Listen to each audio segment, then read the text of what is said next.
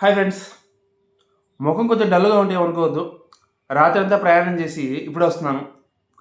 So కాబట్టి కొంచెం డల్గా కనిపిస్తే అడ్జస్ట్ చేసుకోండి ఒకసారికి. ఇక వీడియోలోకి వెళ్ళిపోతే, నేను మీ support super KTM fans, mutual fans కానీ ఇండివిజువల్ ఫ్యాన్స్ కానీ మీ సపోర్ట్ సూపర్ అని ఎందుకు పెట్టారంటే, అంటే ఇండివిజువల్ ఫ్యాన్స్ అంటే ఎవరు? ఇద్దరిని ఇష్టపడే వాళ్ళు, ఒకరిని ఇష్టపడితే ఇంకొకరిని రెస్పెక్ట్ చేసే మంచి మనసున్న ఫ్యాన్స్. టాక్సిక్ ఫ్యాన్స్ కాదు. వాళ్ళ గురించి నేను చెప్పట్లేదు. ఓకే, మీ సపోర్ట్ ఎందుకు సూపర్ అని పెట్టానంటే, మన కళ్యాణ్ పడాలతో సాంగ్ షూట్ తీస్తున్నాడు కదా, ఏది ఆ ఆల్బమ్ తీసే వ్యక్తి, డైరెక్టర్ ఎవరైతే ఉన్నారో ప్రకాష్ రెడ్డి, నా వీడియోని ఆయన దాకా తీసుకెళ్ళారు మీరు.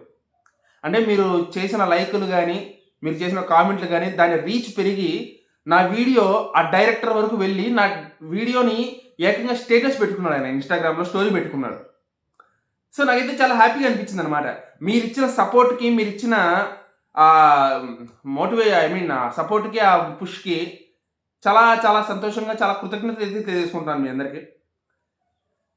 ఇన్స్టాగ్రామ్లో ఆయన స్టోరీ పెట్టుకునే స్థాయిలో నా వీడియో ఆయన దగ్గరికి వెళ్ళడము, నచ్చడము, ఆయన అలా చేయడం అంటే నిజంగా చాలా మంచి విషయం అని చెప్పాలి. అంటే నా వీడియో కళ్యాణ్ పడాల వరకు వెళ్ళే అవకాశం ఉంది. కళ్యాణ్ పడాల కూడా నా వీడియో చూసే అవకాశం ఉంది. నా వీడియో ఆయన వరకు వెళ్ళినప్పుడు కళ్యాణ్ వరకు వెళ్ళి ఉండదా?